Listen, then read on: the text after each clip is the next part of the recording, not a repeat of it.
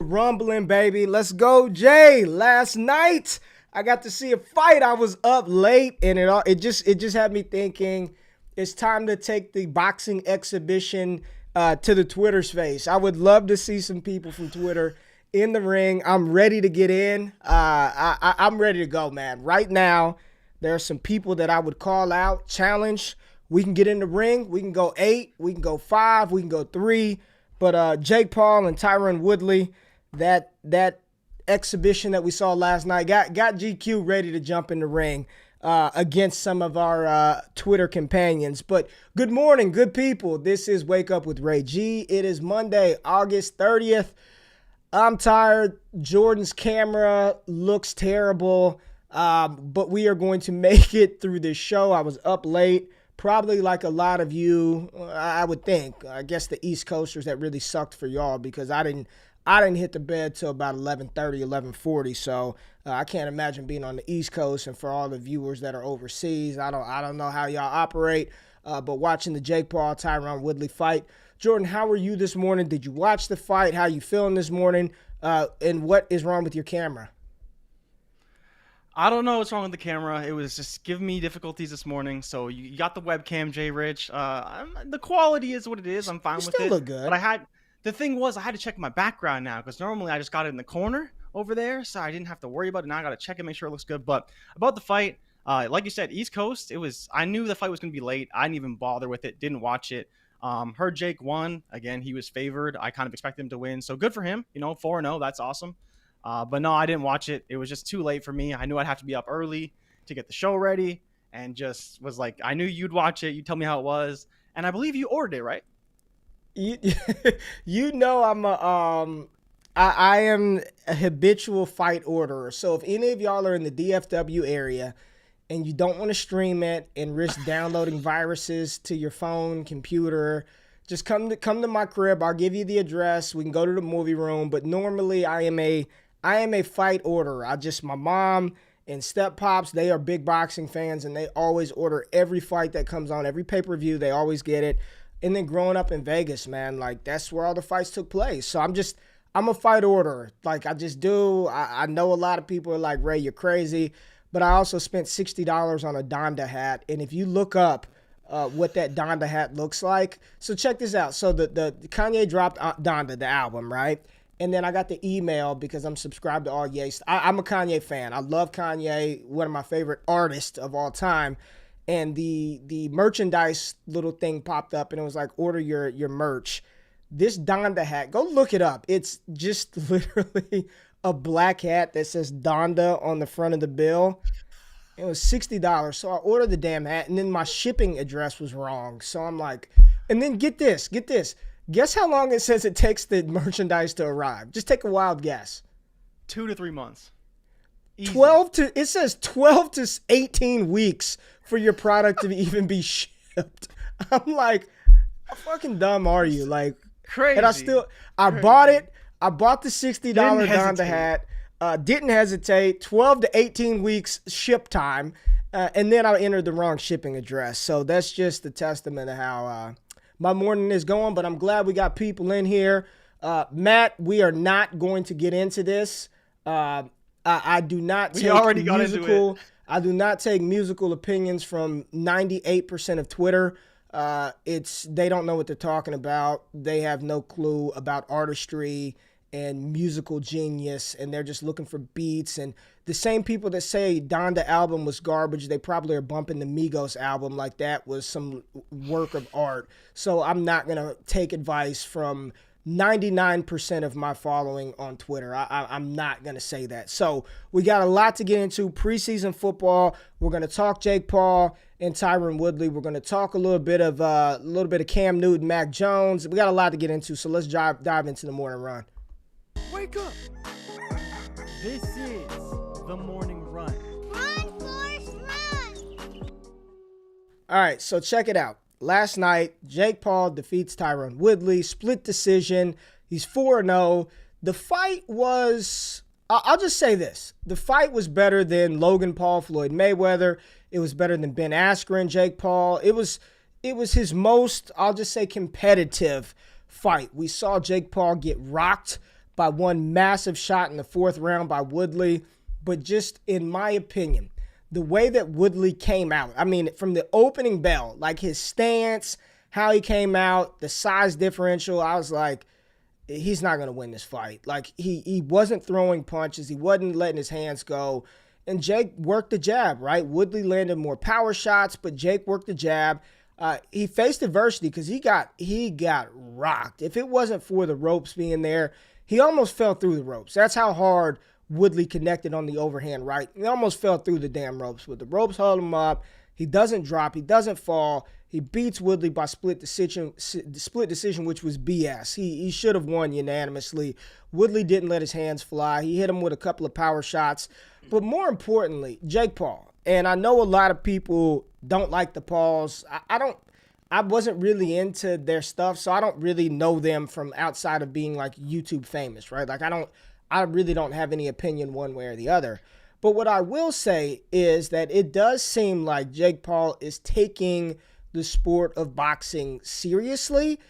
He's only 24, which surprised me. He's still really young. And while I don't think he's as powerful as maybe he looks, you know, when he knocked out Nate Robinson, I mean, good grief.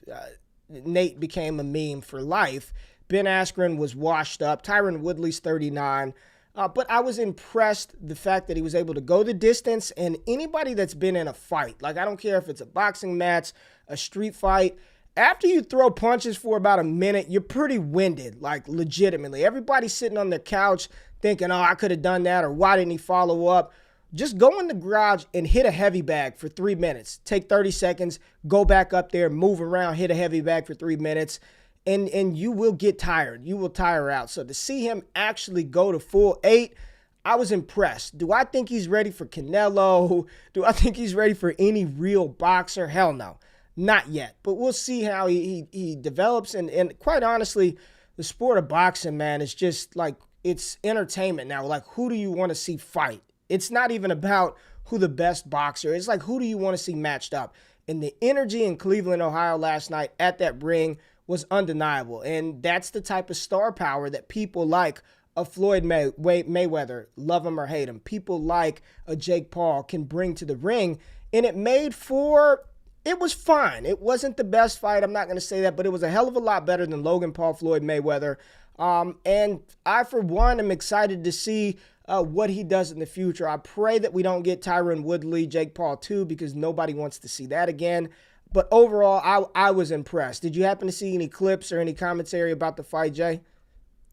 It's funny that you mentioned Jake at the against the ropes, because that's probably gonna be the most memeable moment from the whole fight. And I did see some of the highlights, stuff like that. It looked, and from what I heard, it was a decent fight. More importantly, it was an entertaining fight. You know, say what you want about the skills of each fighter, blah blah, whatever. It seemed like they were somewhat evenly matched. Jake just has a little bit more refinement in his technique. But that picture of him against the ropes, that was pretty funny. And you mentioned him almost falling out of the ring. Like, I actually saw the clip later on. And that was probably the biggest moment. But the split decision, like you said, most people I've seen said it was BS. And like, I may watch the fight later, but it's all about now in boxing for a lot of fighters outside of a few divisions that are going to be really good over the next few years. It's just about who can bring the largest draw, who can bring the largest audience. And Jake, for better or worse, has one of the largest followings, period, like social media followings, period, who can step in a ring and fight. So from that standpoint, you got to give him a lot of credit. Like, he's bringing in a lot of money to himself, to the other fighter. Like, Tyron Woodley got paid too. It's not like Jake's the one just taking all this money. And I'm sure there's lots of promoters, and I believe Showtime did the fight, so they're getting paid a lot of money for all this stuff. Like, it was a big fight. They wouldn't do it for no reason, right? If it wasn't making money, they wouldn't do it. So check this out. I'm seeing people out of Jake Paul's camp talking about we want Gervonta Davis and all. Like, I don't care how tall Tank is 5'5", 130, and he'd probably break his ribs. Like, Jake Paul doesn't want those issues. He doesn't want Tank Davis. It's an entertaining. It went 8. it went 8 rounds, man. He went 8 rounds. He got rocked. He faced adversity, and he pulled through, and it should have been a unanimous decision. But that's what was keeping me up all night. And I think what's keeping a lot of people up today, last night, just all day, all night, is the injury to Baltimore Ravens running back J.K. Dobbins, man. And this is the unfortunate part of football, man. It's just a brutal game. It's a brutal game, and it's like a catch-22. You bubble wrap all your players, and the thing in football, man, you have to experience live action. There's nothing that simulates and can duplicate actual in-game environment, in-game feel, in-game decisions. When you're in practice, you know that you're not going to be tackled to the ground. You know that your teammates on the defensive side of the field aren't going to go low and cut your legs. They're not going to do any of those things. So there's a level of comfort inside practice that you cannot simulate, and you only get that experience in game. And when you're on a team that has Super Bowl aspirations, that have playoff aspirations, it's what do? Do you not play your guys and then risk them being injured week one because they're scared to get hit? They haven't faced real competition. Or do you play them and risk them being injured in the preseason? And unfortunately for the Ravens, I mean, it wasn't like Dobbins was out there toting the rock 15, 20 times, man. It's just any given play in sport, just you never know when it's going to be your last. And regardless if that's sports or in life, man, like you just got to, every moment, man, nothing is promised to any of us. It's a privilege to, like, I mean this, and I'm not trying to preach to people out there, but every morning we wake up and our eyes open and your feet touch the ground and you can breathe and you can see is a gift. Every single moment. I'm not trying to get religious or any of that. I don't care about any of that. But every day that we're alive and we can walk, and like, it's a gift, man. It's a blessing. And I think that's why sometimes I feel so bad when I don't go work out or when I don't seize the day and make the most of it, because you don't know when when that could be taken away from you. So J.K. Dobbins goes out there, gets high load. It looked like not as bad as the Willis McGahee knee injury, but it was pretty bad, right? And it was confirmed. Torn ACL, was carted off the field. And I think a lot of us were excited about J.K. Dobbins, not just from what he can do for the Ravens this season, but for those of us who have him in fantasy football, those of us that put over-unders on his rushing totals, the over on his rushing totals, and just what he can become. And you saw the explosiveness. But this was a devastating injury. Outside of, I mean, look at every week so far. I mean, it's like Cam Akers, Travis Etienne, J.K. Dobbins, DeAndre Swift dealing with a groin issue, and I think he'll be back soon. But this was a brutal loss, man. This is a brutal loss for the Ravens, for us in fantasy. Just how are you adjusting to the J.K. Dobbins news, and what are your thoughts and expectations for Gus Edwards? Because I have been a big Gus Edwards truther since he started to get carries. Coming out of Rutgers, he was kind of viewed as a fullback, big bruiser, and it seems like every year he's just gotten better and better and better. And I know a lot of people are talking about them bringing in Todd Gurley. I'm seeing weird stuff like Latavius Murray. If they bring in Latavius Murray or Todd Gurley, I think Gus Edwards is cemented as the guy. They kept him around for a reason. He's one of the players, and check the receipts. I said, all I want for Christmas is Gus Edwards to get a starting job somewhere. And while we didn't want it to happen like this, here we are. And I think he's going to be pretty damn good. What are your thoughts and expectations on Gus Edwards and this Baltimore Ravens offense? I mean, you got to start really with Lamar Jackson. And I think this is where it unfortunately for him puts even more on his shoulders. Dobbins going out is a massive blow to that offense. You can't just replace that with a guy. Another guy I saw floated out there, and I don't know how the Seahawks feel about this, is Alex Collins. I'm not sure if you watched the game against the Chargers. He actually led the Seahawks in rushing and receiving in that game. Yeah, so again, the guy who's familiar with the system a little bit, played there, I believe, 2 or 3 years ago now. It's been a little while since he's been there. But Edwards is going to be the guy. They have, a few guys. I believe it's a young running back, Tayshawn something. Tyson Williams. Yeah. Who actually Lamar Jackson talked about. So to hear Lamar Jackson talk about him, that's where you think in fantasy, maybe I should go get that guy. And then Justice Hill, who's been there for a few years. We don't expect anything from him. So it's interesting to see if they do decide to bring someone in. I feel like they almost have to at this point. We saw Sean McVay do it just because he had too many young running backs that were inexperienced. He needed that second guy. And you think about a Baltimore Ravens offense that runs the ball probably 600 times a year. Even if Lamar Jackson's taking 150 of those, that still leaves, upwards of 450 carries to be absorbed by the other running backs. We were expecting Dobbins to see anywhere between 200 to 250, Gus Edwards to see about 200 to 150. So someone's going to have to get that work unless they finally unleash Lamar Jackson and it goes to the passing game, which I don't know how you feel about that, whether you see that coming. I don't personally. You may see a little bit more in the passing game, but I don't think they can completely revert this system now to be a Well, more balanced approach from a so passing here's perspective. here's my thing, and that's a good point. I'm glad you brought that up, and I wrote that down because I hadn't thought about that. We just saw Dak Prescott get paid. We saw Josh Allen get paid. We're about to see Baker Mayfield get paid. That 2018 class, Lamar Jackson, I believe, was the fifth quarterback taken. He was taken after Darnold. He was taken after Yep. Mayfield. Rosen was in that class, I Rosen. believe. I mean, this is it. Like, if Lamar, I'm not saying this is it, like his career. I'm not saying it like that. But if Lamar wants to get paid, like Josh Allen, and it's interesting because I think it was you and I that had this conversation.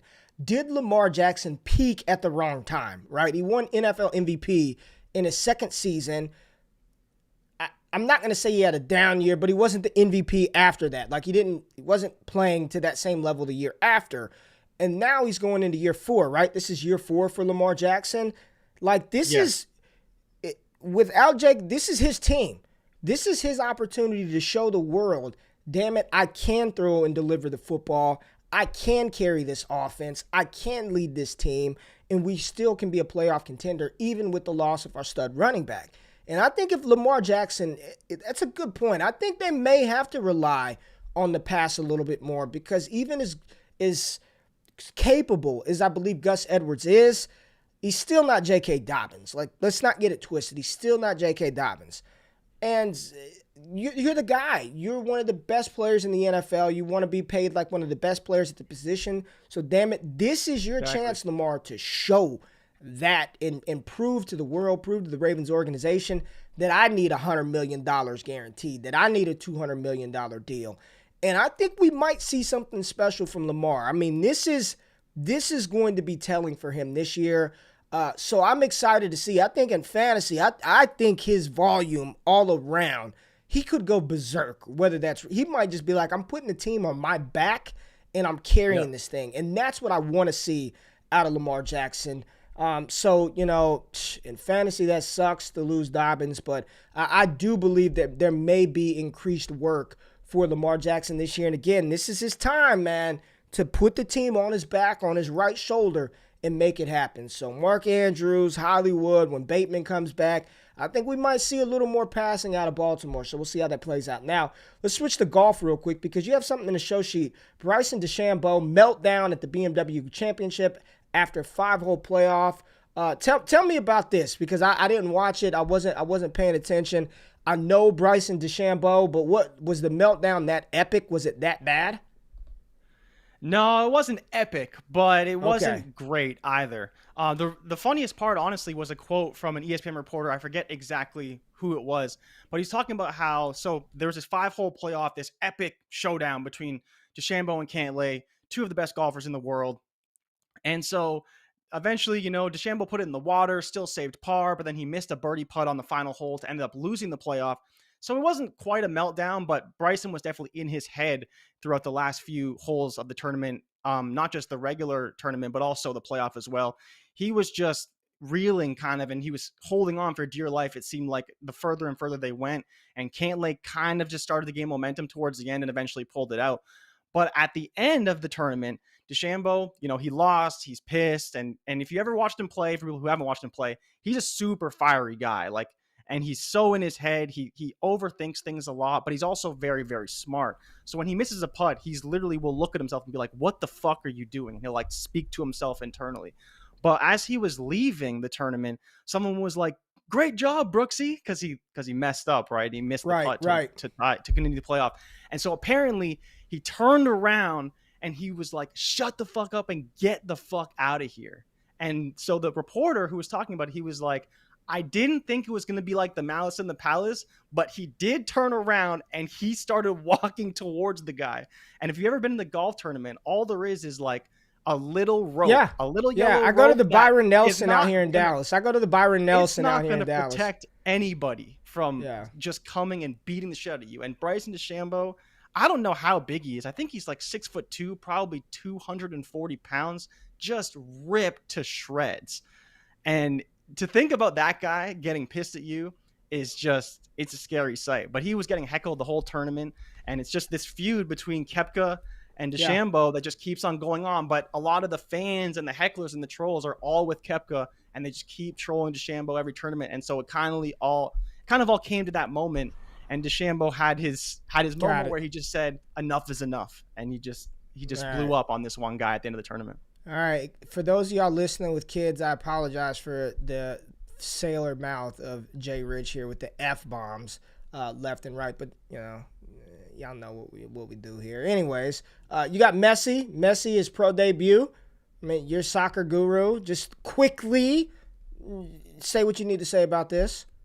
Oh, Messi finally got on the field. I believe it was yesterday. He came in at the 66th minute. He replaced Neymar. But also, my boy Mbappe scored 2 goals that game. Still not sure if he's going to be transferred. We have to wait until tomorrow to find that out. But it was cool to see Messi get his pro debut with PSG. Okay. And Michigan, something good out of Michigan. They beat Ohio in the Little League World Series. And this will probably be the only time in our lifetime that Michigan will beat Ohio in anything. So kudos to Michigan sports fans. You should hold this championship near and dear. And you had to call on the little kids to get it done because Jim Harbaugh will not be able to get it done. The Mets. You talked about the Mets, man. What is this thing? You sent me this. I don't understand what's going on with the what is this thumbs down childish stuff that we're looking at here?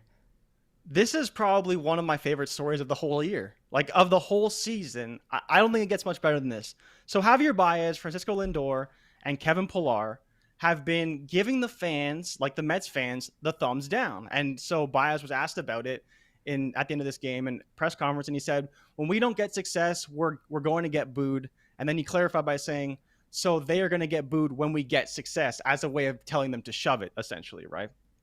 And so it's just funny because Javier Baez, Kevin Pillar, Francisco Lindor are not like Mets of even, I think, 2 years ago. I don't even think Pillar's been there for over a year. Lindor was traded for in the offseason. Baez was traded for at the trade deadline. So they owe jack squat to all these Mets fans. Baez, world champion with the Cubs. Lindor, super accomplished player. It's crazy to me that people expect these players to just kind of take this stuff over and over and over. And especially because these guys are not American players. I believe they're both Puerto Rican. I know for sure that Francisco Lindor, the one in the back there, is Puerto Rican. So they grew up in a different culture of baseball that, especially amongst a lot of Dominican, Latin players, it's about respect, right? From the fans, from everybody involved. Now they will have their fun, but it's about respect. And so it's their funny way of trolling the fans and being like, so they're trolling. Shut up. They're trolling the they're fans. just trolling the fans. So I'm assuming whenever they do bad, the fans boom. This, right? Okay, go ahead. Yeah, of course. So the worst part about this, though, is that the management backed the fans instead of the players. And so management put out a statement saying, oh, yeah, we don't appreciate it. The fans come to the games. They're allowed to do what they want. They're paying all this money to be there. It's like we're all frustrated, not just the management, not just the fans, the players. When they're not playing well, everyone's frustrated, and they're just voicing their frustrations. Rather than supporting the players, they're supporting their fans, which I thought was really interesting and very Mets-like to kind of mess that part up. Okay. Well, sounds like a bunch of childish stuff going on from the Mets players to the fans to the management, and you're clearly entertained by this. So I'm glad that this was. I really don't know what to say. Like, it just seems childish as hell to me all the way around. Like, maybe I'm not seeing it. Just, I mean, if you play sorry, you're gonna get your ass booed. You're a professional sports player. I mean, like, that's what happens. I don't. It's childish to me, but I guess it's interesting to Major League Baseball fans. But what I want to talk about, and Stone said Mets are gonna Mets, like whatever. Preseason wrapped up, and I want to talk about your final observations, and I'll give you mine from the rookie quarterbacks, right? And we're going to get into some quarterback controversies potentially. But just in your opinion, and let me preface this, this is not to say this is how these players are going to pan out for their entire career. I'm not saying this is even how I have these guys ranked personally for individual success this season or fantasy or dynasty, any of that. I'm just talking strictly preseason. How did the 5 rookie quarterbacks stack up for you? What was the ranking, the order of impressiveness from the rookie quarterbacks this season? Because I think there's this big thing that not all 5 of these guys can hit. Because historically, rookie quarterbacks, there's multiple busts in the first round, and there's no way that all these guys can be good. So somebody's got to stink. So if we had to rank the rookie quarterbacks from what you've seen this preseason, let me just tell you where I would go. And I'm going to start at number 1. The most impressive rookie quarterback that I have seen this season, just everything from just composure, accuracy, playmaking ability. What'd you say? You're going to do it, aren't you?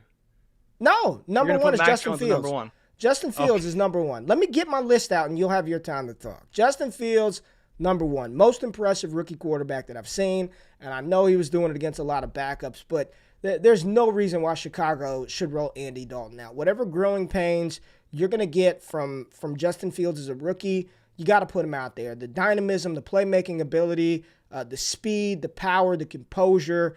He was the most impressive rookie quarterback that I saw this preseason, and I think the future is extremely bright for Justin Fields. He's the type of quarterback that will transcend a franchise. I think he can win games by himself. I believe Justin Fields by himself can win games. That's just my opinion of how I viewed these 5 quarterbacks. At number 2, I've got Mac Jones.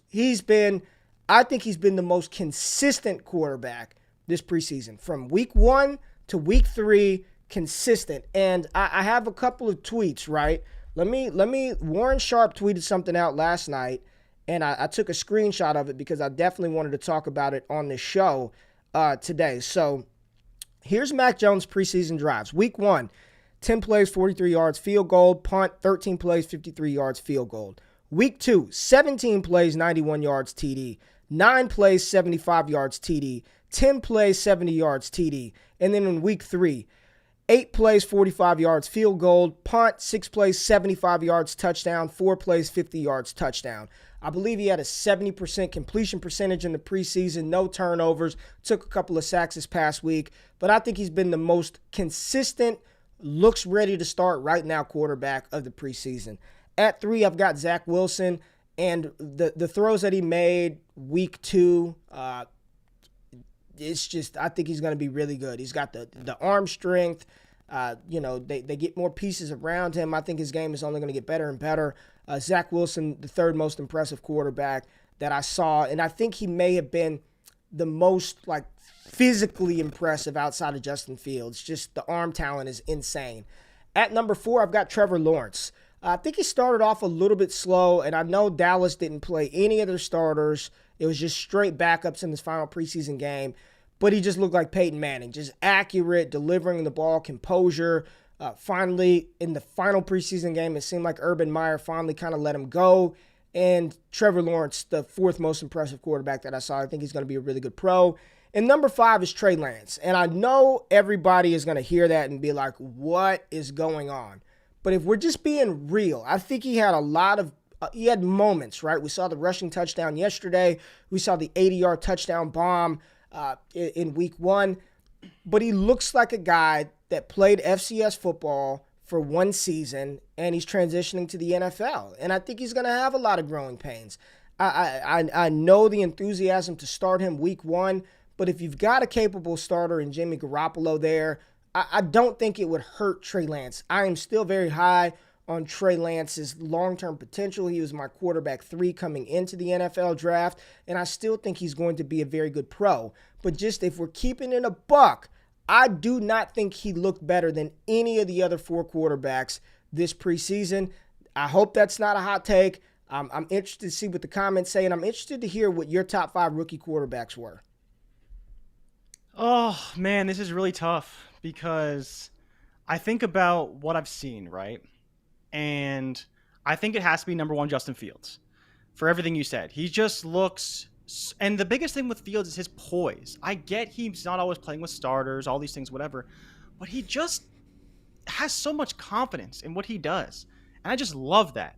And whether it's he's running the ball, whether he's passing the ball, no matter what he's doing, he is always under control. And I can't get away from that. Got it. Number two is where I really struggle. And I think I'm going to have to roll with you. I'm going to put Mac Jones.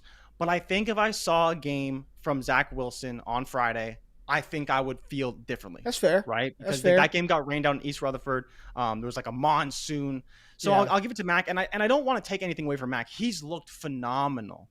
But what I saw from Wilson that game against Green Bay is all I need to see for me to be perfectly comfortable saying he could easily be the best passer in this draft class. He could be a top 5 passer in the NFL. Like I'm not going to overreact too hard, but I loved what I saw from him that game. He just looked so good from everything that he did. He checked his reads. He threw the ball accurately. He threw the ball and protected his receivers. But the problem for me right now is that, okay, I only saw one game, but Mac played 3 tremendous games. Like, he looked so good every single game. We said he was the best quarterback, I think, week 1 and even potentially week 2. I think we may have given that to Wilson. So for me, I think I got to go Mac 2, Wilson 3. I'm actually going to tie Trevor Lawrence and Trey Lance at 4. I don't think I want to say one was worse than the other. We saw spectacular things from Lance. We saw not so spectacular things from Trevor Lawrence, but he did look good in that last game. And I can't say for certainty which one I think played worse, because I just think there's so many circumstances. Like, what would Trevor Lawrence do in that San Francisco offense? And I know that's not a fair comparison, but last week, week 2, he was getting mauled by that Saints defense like crazy. And we've talked about it so much already. And where Lance, he's protected by that system. He didn't pass very well, but they ran the ball stupid the whole game long. Like, that Raiders defense couldn't do anything, whether it was Trey Sermon, whether it was Jimmy Garoppolo, Trey Lance, Raheem Mostert, JaMychal Hasty. Every single running back went over 50 yards, and both quarterbacks rushed for a touchdown. So from that standpoint, you just look at it and you're like, that offense, that system Shanahan's built there, it's going to be so good for Trey Lance. So I don't want to say that he's the worst quarterback, but I think there's definitely a tie, and there's a clear tier gap there. Yeah, there's not. It's not even about being. It's not even about being worse, right? Because none of them are worse. It's just which one was more impressive than the other, and I think that's a very important point to make. It's not about who was worse. It was just which rookie quarterback impressed the most during this preseason. And if we take the blinders off and we keep it real, I think you're right. I think there's a case to be made. The tie for the 4th most impressive is Lawrence Lance. And, dude, they're showing probably 10% of their playbook in preseason. Yeah. So we're not overreacting. If you're asking me for fantasy purposes, Ray, would you rather Trey Lance or Mac Jones? It's Trey Lance. I still would rather Trey Lance over Mac Jones. But when we're talking about what they put on wax, what they put on tape, what the eye in the sky saw this preseason, I think Jones does look the most pro-ready. I think Jones, Wilson look like they can go get it right now, right? I think Fields, while he's going to be able to do it outside of structure, because of how explosive and fast he is, he's just going to be a nightmare to defend. And good luck, NFC North, dealing with that for the next 10 years, because I think it's insane. When you talk about the Kyle Shanahan offense, it's funny because during the pre-draft, when there were rumors about Mac going to San Francisco, I think he landed in the perfect spot in New England. But if Mac were running that kind of Kyle Shanahan offense, I think he'd be dealing as well. Like, I just think the kid is really good. And I hope the takeaway is that all 5 of these guys have tremendous upside, tremendous potential.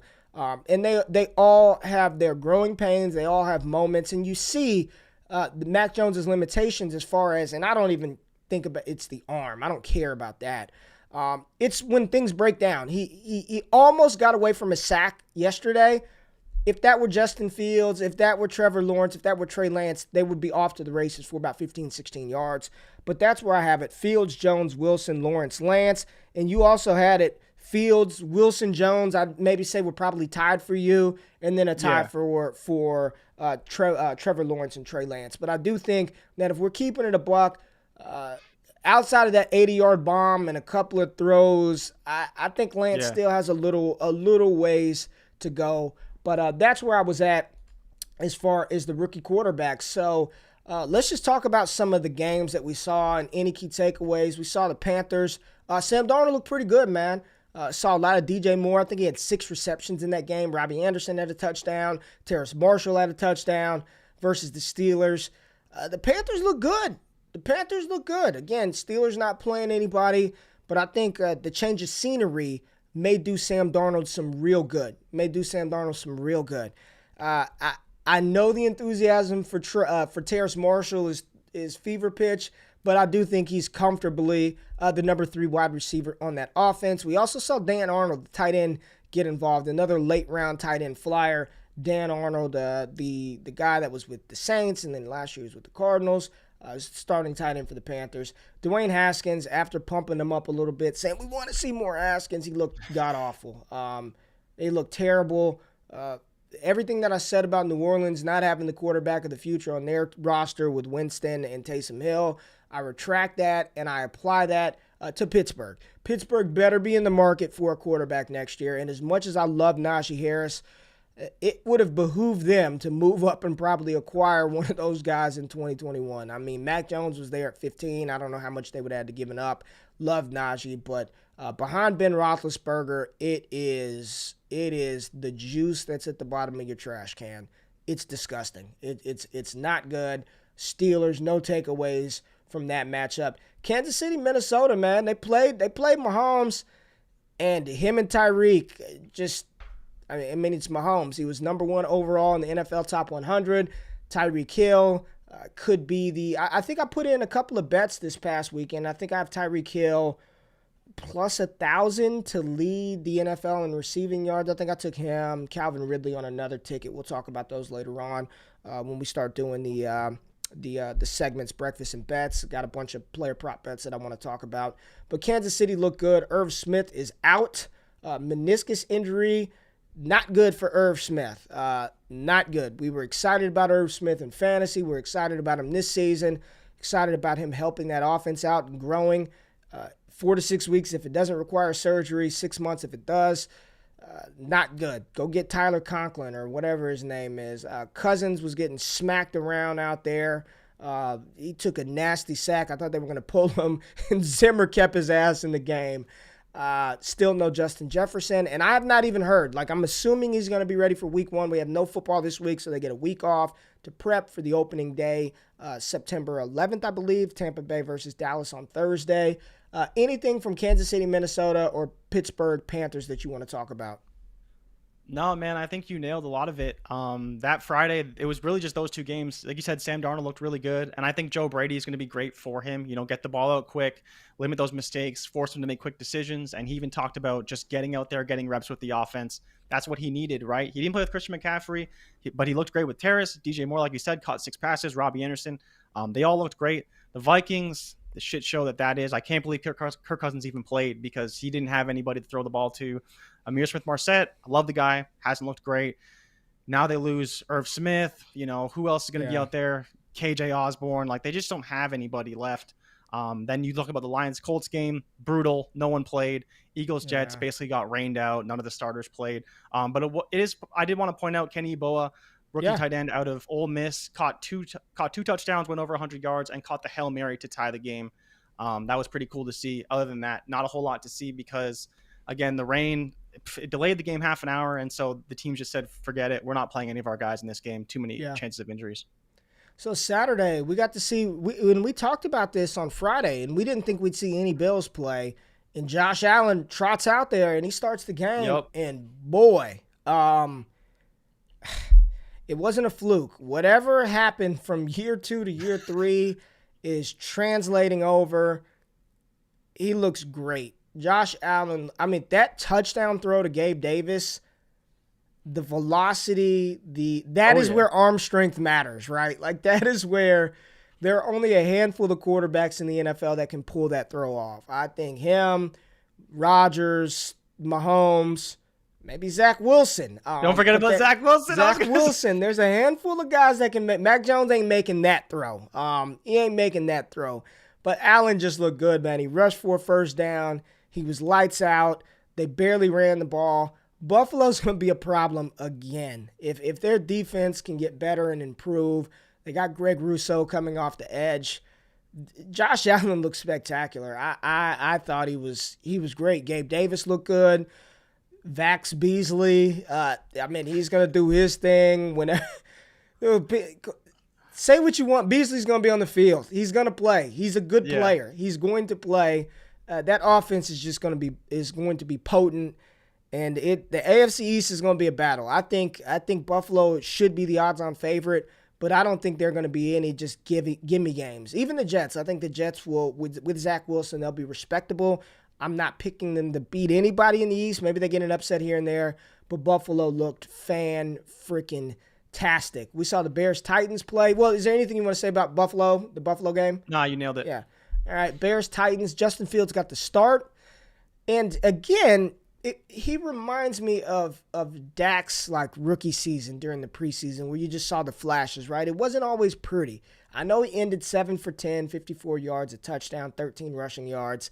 It wasn't always pretty, but when it counts, when it matters, he makes plays, man. He makes plays that scramble, roll out to the right, placing that ball only where his receiver could catch it. And I know some people, it was a wobbly pass. It was right where it needed to be. I don't care how it looks, as long as it's where it needs to be.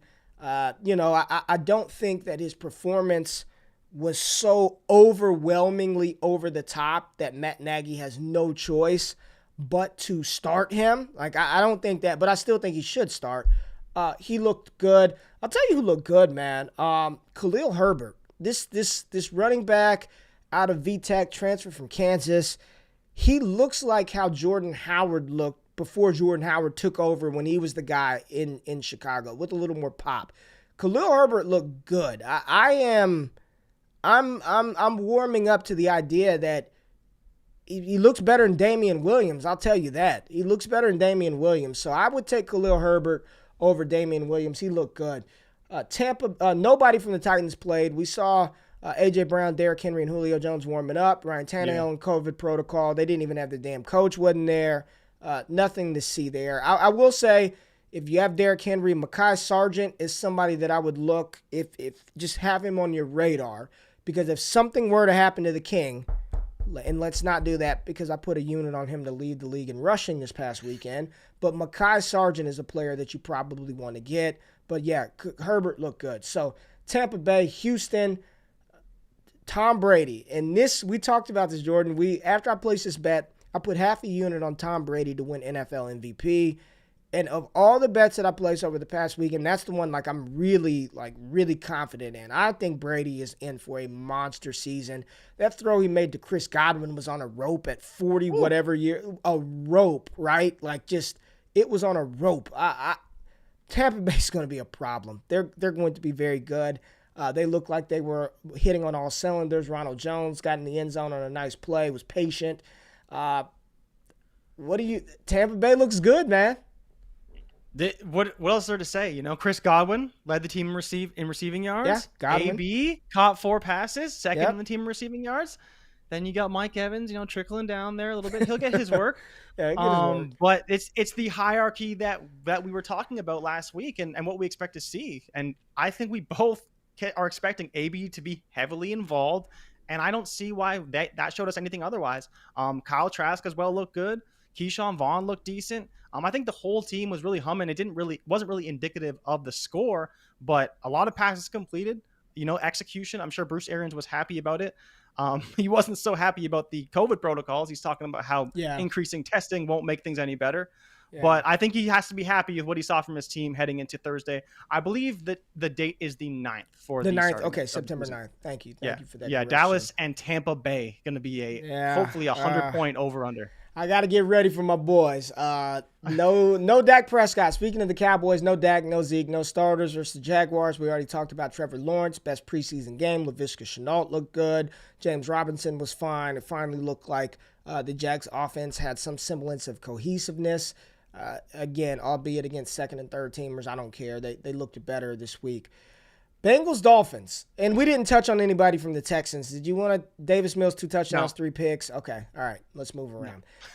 Bengals, Dolphins. So Joe Burrow back on the field. That's what I wanted to see from Dallas. I just wanted to see Dak get on the field. Joe Burrow was out there for 3 plays, threw 1 pass to Jamar Chase. That was dropped again.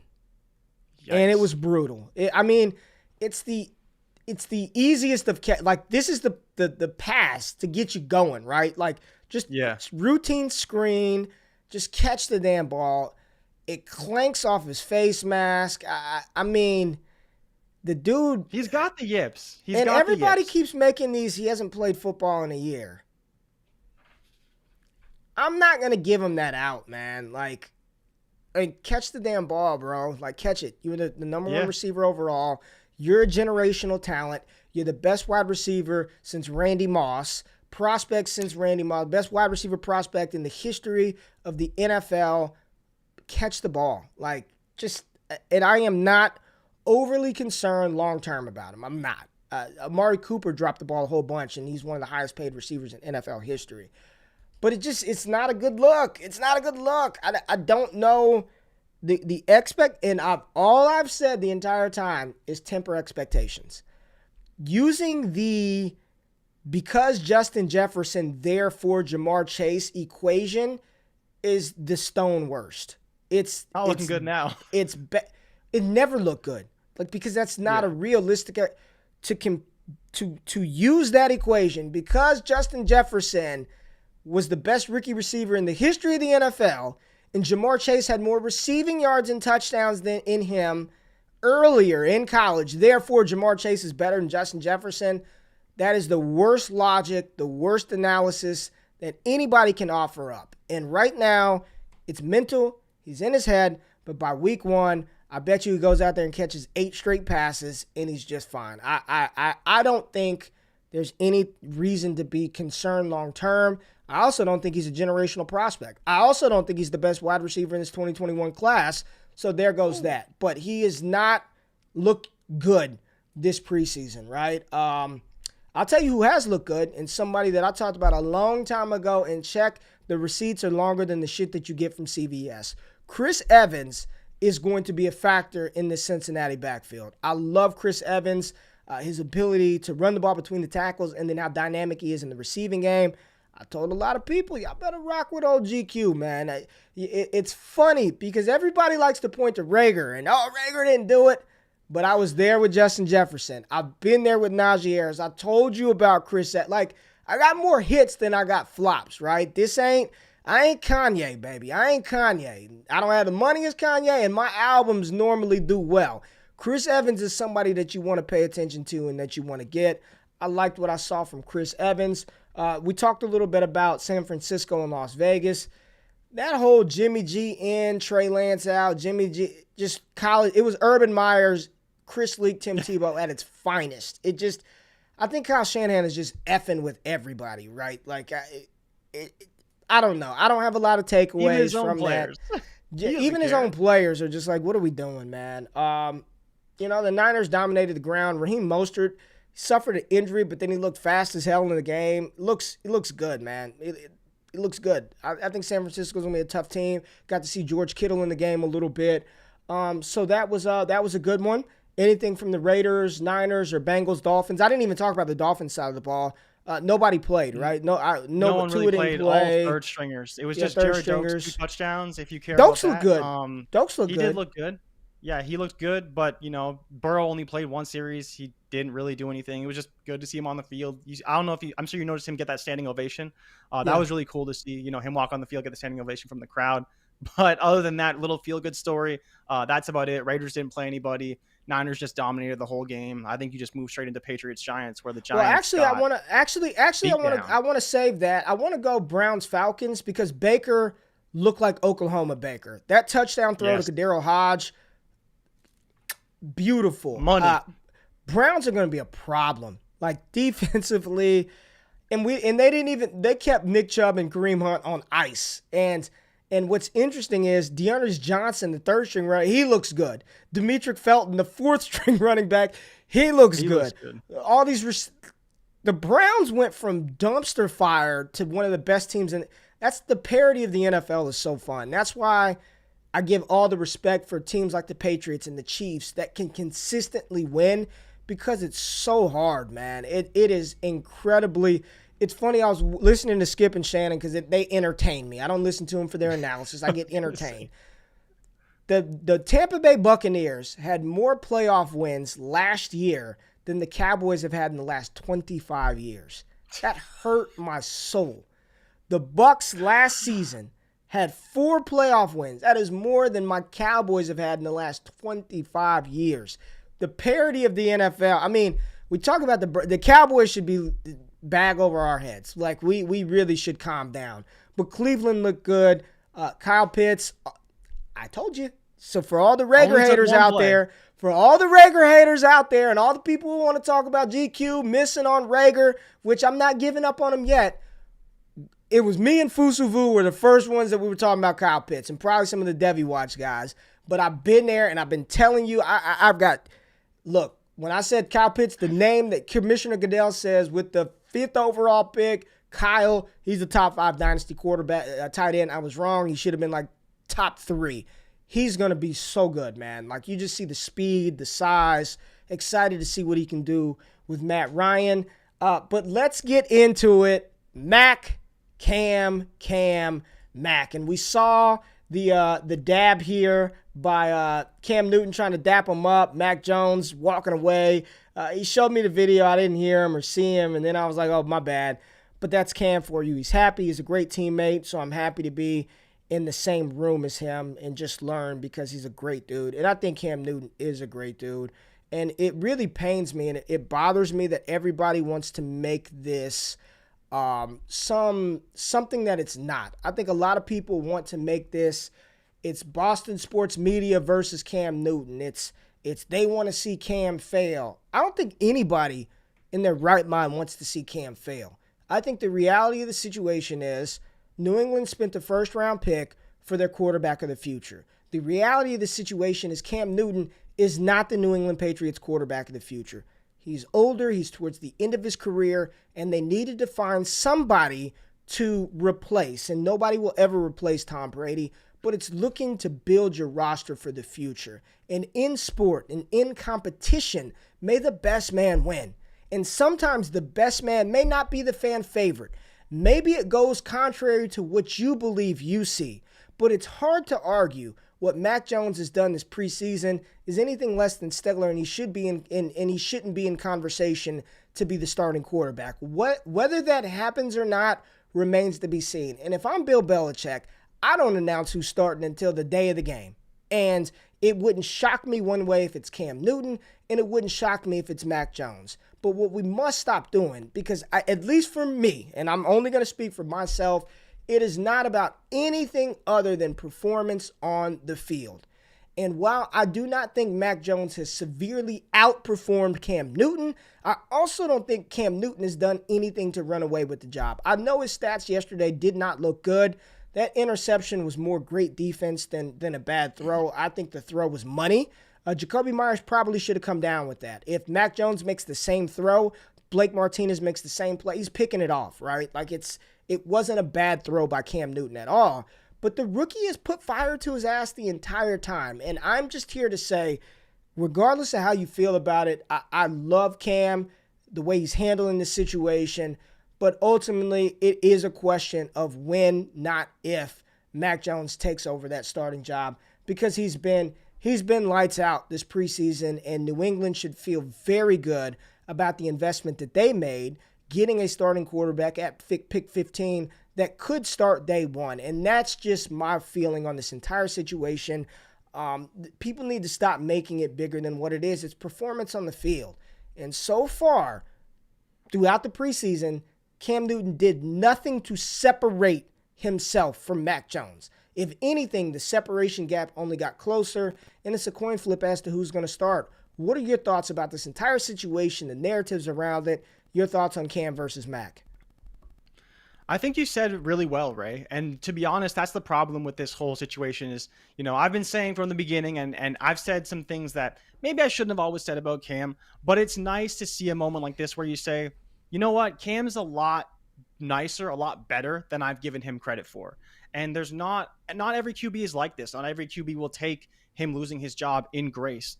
But to see Cam do that, and for people who didn't see the video, Cam must have ran all the way down the sideline. Like when Max said he didn't hear him, he was behind him, like yelling at him, trying to get a high five for legitimately probably 20 to 30 yards. And then Max finally like, oh, damn, like you're right there. And he gave him a high five and then just kept walking away like a robot.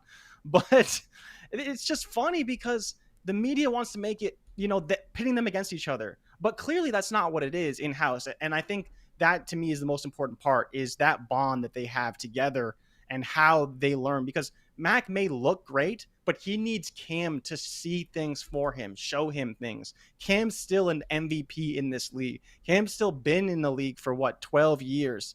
So there's a lot of things that Cam has seen that Mac has never seen and may not see for a long time. And that's why he needs Cam, because Cam is going to help him develop much faster than he will on his own. You look at Zach Wilson, I don't even know who his backup is. Is it Josh McCown right now? So to have a backup like Cam Newton, who maybe he's not the greatest quarterback right now, but he's a great player and he's seen a lot. He's a great film study and he can teach Max so much. I think that Cam's going to start week 1. I think they're not showing everything they're going to do with Cam. I'm sure there's a lot in the running game they want to do with Cam. They're not going to show, because they don't want to show Miami that for week 1. But like you said, Mac's going to be the starter eventually. It's just a matter of when. But I think their bond is evident in that one little clip. And I hope it stays that way for the whole season, because Cam is going to need Mac and Mac's going to need Cam for sure. Cam's a good dude, man. Like he's a solid, genuine cat. And when I really, really noticed it, the show with Chad Ochocinco, with Brandon Marshall, Channing Crowder, and Fred Taylor, I Am Athlete. They had Cam Newton on that show. And, Chad Johnson was pretty much saying, Cam, you're a top 5 quarterback in the NFL. You deserve a start. And this was before Cam signed, again, he re-up in New England, right? And they asked Cam, like, where do you think you rank? And Cam was like, I appreciate that, Ocho, but I'm not. I didn't play like a top quarterback. I know I can do that inside, but let's keep it real. Like, I wasn't the best version of me. And he didn't make excuses. He didn't make excuses because of COVID. He just said that I didn't play up to that standard. Like, I appreciate you saying that I'm top 5, I'm top 10, but I'm not. Like, I'm not right now. I didn't play that way. And for him to have that self, like, reflection, to be able to really look at yourself, and the awareness to not, like, Tyron Woodley is not aware. Tyron Woodley after the fight, I won the fight. I'll get it. I love Jake Paul tattoo. I won the fight, and anybody could see it, and I was robbed. That's no, dude. You didn't win the fight, right? For Cam Newton to have that level of awareness about his own play just really shows the character of him. And I don't think anybody that I rock with, anybody that's in my circle, is rooting for Cam Newton to fail. It's just we want to see the best product on the field. And in my opinion, right now, from what we saw in preseason, I don't know where that is. I don't know if that's Mac or Cam or Mac. But what I do know is I think that whoever the starter is, the other person will be rooting that player on, just like you talked about. If it's Mac Jones taking the first reps, I think Cam Newton's going to do everything in his power to be a good teammate. And if it's Mac Jones, we know that he's going to continue to prepare and prepare like he's the starter. So that's just my rant on that situation. I don't believe it's about anything other than performance on the field. Mac Jones, quarterback 2 of the preseason. It's going to be interesting to see what happens in a week, but we're officially here. College football starts this weekend.